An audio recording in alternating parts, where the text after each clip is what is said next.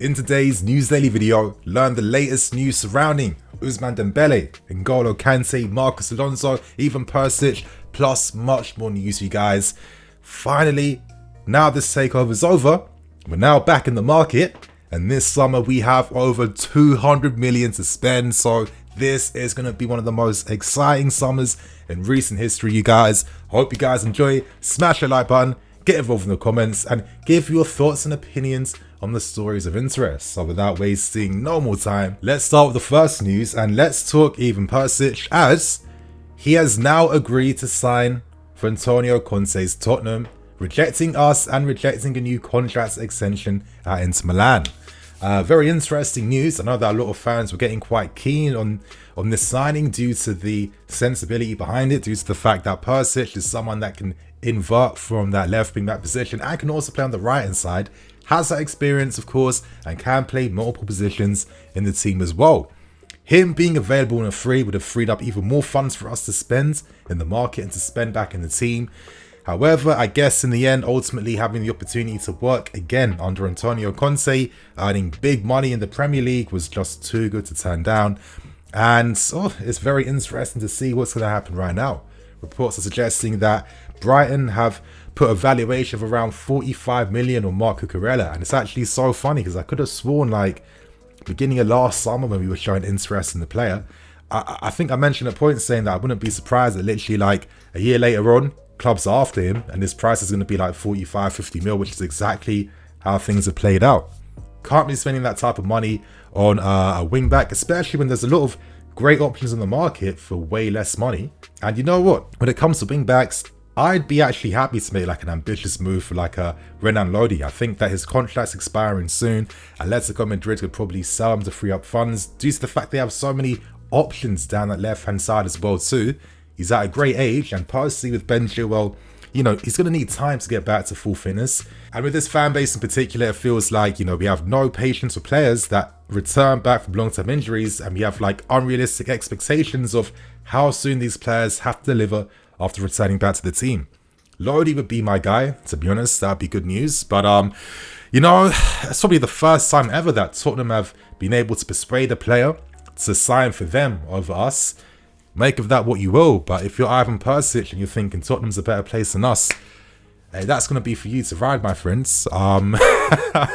Personally, I'm okay with this. I mean, there's so many options in the market, but you know, I guess probably time was against us. But thank God now this takeover is officially completed and Todd Boehly is our new owner, because now we can start spending money immediately. So that's the first story out of the way. Right now, we move on to the next story, and let's talk Ousmane Dembele. Now, I'm going to tell you guys this, out of any player and every player we're linked within the market, if there's one player I want to see, if there's only one player I'd be happy he signs, it would have to be Ousmane Dembele.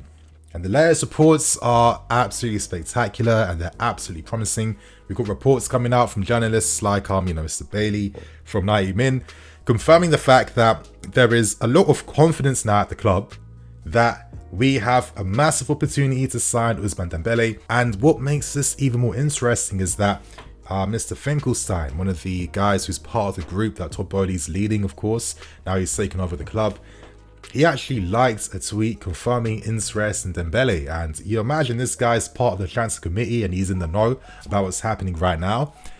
This for me is the type of signing to make if we want to close the point gap difference of Liverpool and of course of Man City.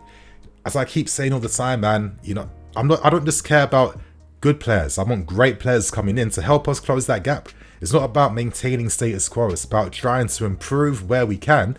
And it seems like, you know, Todd Boehly has ambitions to try and close the gap down in this window, even though he has a long-term plan in effect at the club. But, you know, let's continue to discuss some of the news reports that have come out. Now, of course, Nightman confirmed that there's a lot of confidence behind the scenes with us that we can get this deal done, and for very good reason. Of course, Risley reports in France did confirm the fact that Paris Saint-Germain aren't as likely now to sign Dembele as reports originally suggested. Now, originally, it seemed like PSG had agreed up to a 17 million a year contract with Dembele. However, in the end, their new sporting director, Luis Campos, decided against investing in this move because he personally felt that maybe Dembele's injury record was just, too peak for the club to take a risk on him like that. So make of that what you will. But what I find interesting is that the wage packet that was reported to have been agreed upon doesn't seem too crazy for us to be able to do something similar to offer the player. So that's obviously big news. And honestly, thank God that this takeover is over, because we have no more time to waste now. Clubs be active so quickly in this window. And is it any surprise now that Liverpool are one of the main rivals now when it comes to trying to sign Ousmane Dembele? Now, reports are that Mane is close to signing for Bayern Munich. I'm not gonna lie, I'm a bit surprised by that, but hey, it makes a lot of sense, I guess. Liverpool naturally would see Dembele as a great replacement for someone like a Mane. He would kind of slot into their team perfectly. But the advantage we have is that Dembele has worked under Thomas Tuchel and played some of his best football under him. With Kante destined to arrive at the club as well too. The culture we have, plus more astute signings. I personally feel like if we can secure Dembele as soon as possible, now that he's basically going to be a free agent, yeah? And I don't know why I'm doing this with my hands. That's the sheer desperation I have for us signing this player. If we can get him early, I guarantee that will persuade other players to sign for us. I guarantee it. They'll be like, oh shit, this is a serious project here, even more serious right now. I want to see what this club's cooking. So it does feel like we can sign him this summer. So you guys give your thoughts and opinions right now. How do you feel about this move? And how do you think he should be used and played? So right now, move on to the next story. And we have to talk about Jules Koundé again. Now, already released a story suggesting that he is basically close to signing for us. He wasn't in London on holiday for fun. He was in London with his agent. They know that the takeover is getting completed the week they're in London, of course, naturally, and they were holding talks as well. The final thing that has to be agreed upon, now that we've already agreed a wage packet with Koundé, who is happy to accept the same existing terms presented to him from last summer, is literally just agreeing a fee with Sevilla. And it does seem very optimistic that it's still going to be within the original price range that has been reported by multiple outlets. Of course, saying that this would be a £50 million move, which is around 60 million euros. It would involve maybe paying 42 million up front, 50 million euros up front, and clauses on top to, of course, boost the value of the deal. Now, reports were saying that Sevilla would only set minimum of 65 million euros. However, with clauses and future clauses inserted, etc., that could dramatically boost the valuation of his sale. Of course, you're looking at things such as bonuses if we win the league, for securing Champions League if he wins Player of the Month, etc.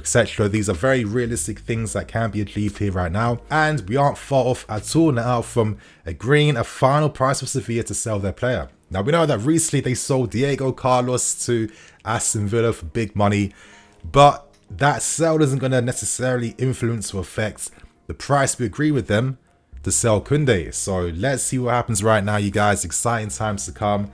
Dembele and Koundé, they seem like real possibilities at this point in time. Wow, it's exciting times. Now we have a few more stories to discuss, you guys. Let's turn our attentions now to the latest surrounding N'Golo Kante and interest now from Manchester United. Reports in this country have suggested that Thomas Tuchel potentially now is looking to upgrade the midfields. The board now are assessing what to do with the midfield, and two players being assessed currently are Jorginho and N'Golo Kante. At this point in time, though, it seems like there's a preference from the board and figures at the club and from Tuchel to keep Kante, give him a new contract, and potentially cash in on Jorginho, which would make quite a bit of sense considering all the big interest coming out from him from Italy, but he could command a big transfer fee that could go back into funding the moves for other players in the team. So I think based on that, it's probably the logical thing to do. I remember quotes from Tuchel, I think from last season, suggesting that, of course, with Jorginho, for all the great things he does to really get the best out of his game, he needs to have options nearby him at all times, and he needs to have that protection in behind, especially from the use of like a back three, because he can't necessarily be left isolated by himself in midfield without options nearby for his short passes, because he could get exposed and he doesn't have that recovery pace or the ability to recover possession back to kill any counter-attacks. So it makes a lot of sense. Jorginho is very much a tempo type of player, and if the move now is to keep Kante, sign a big midfield player, talks of your Ximenes, Rices, etc.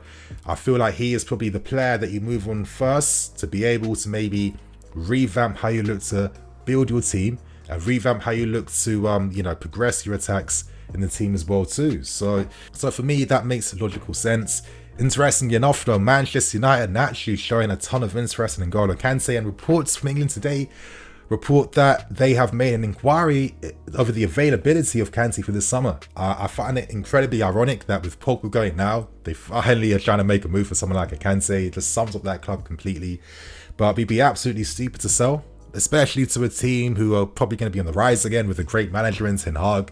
As I keep stressing all the time, Kante is someone that you don't ever sell because he will improve any single team he signs for. We can't have that happening, especially when you're closer to Manchester United than you are to Man City. But still, it's no surprise to me that maybe Tuchel would have the ultimate say on Kante. We all saw the comments he made about the player, talking about the fact that he is Messi or Mbappe, and that is for very good reason, because he is a unique player. There aren't many players that have a similar game to him at all in the world, and for me, the best players normally are the most unique ones. I think once I processed those comments made by Tuchel, I think it instantly told me that he's a big fan and that N'Golo Kante's current dip in form isn't going to be a permanent thing. And it's making me believe even more that once he has a pre-season to finally rest after how many years of playing football non-stop and being forced to come back even sooner than possible to play in big games for us, which has benefited us fans over the years, he's a human being where he was never going to be able to do that indefinitely. So I am not giving up on him. It's quite clear to me Tuchel isn't, and with the pre-season rest, he will come back and will be a key part for us doing whatever we do for next season. So that's good news to hear at least. And now we end things with a final story, and we talk about Marcos Alonso, you guys, because essentially reported by Fabrizio Romano, Alonso is set for Barcelona currently. You know, he's already agreed personal terms out over this past month, and he wants to return back to La Liga. However, the thing that could hold up this deal right now is the valuation of the sale. I mean, Alonso's contract does expire in 2023, but Barcelona aren't really looking to offer too much mad money to get this move over the line. Some reports are saying that we want up to 20 million euros to sell Marcos Alonso. I'm just thinking to myself, it can't really be 20 mil. I swear for the past how many seasons we've been trying to move this guy on for a similar fee and not being able to. So the fact is in this final year, I'm asking for crazy money. If this has any like truth or validity, I'll be fuming, because it'll just be kind of stupid in my opinion, because next summer he'll be available on a free. So why not cash in the player? And why not free up the 150,000 a week he earns from the wage bill? It just makes sense. And you know what? We've got new ownership now, so I got renewed optimism. And imagine that we're going to do the right things and the smart things. And I'm sure Marcos Alonso, we will find a fee for him to sell him to Barcelona. And for me, it's just purely out of respect for what he's done for us over the years. And, you know, it's only right that he has an opportunity to go back to a top team in Spain and, of course, you know, continue his career there. So let's see what happens to you guys. And on that note, I'm going to wrap things up and keep things moving. Of course, apologies for being away these past few days. I wasn't even here, to be honest. I just touched back down again today, so hence some of the videos coming out late, and hence why you're seeing this video this morning compared to seeing it yesterday. So of course, you guys stay tuned for more videos. I'm in the FC. This is Blue Line CV. I'll catch you guys later with some more videos. Cool.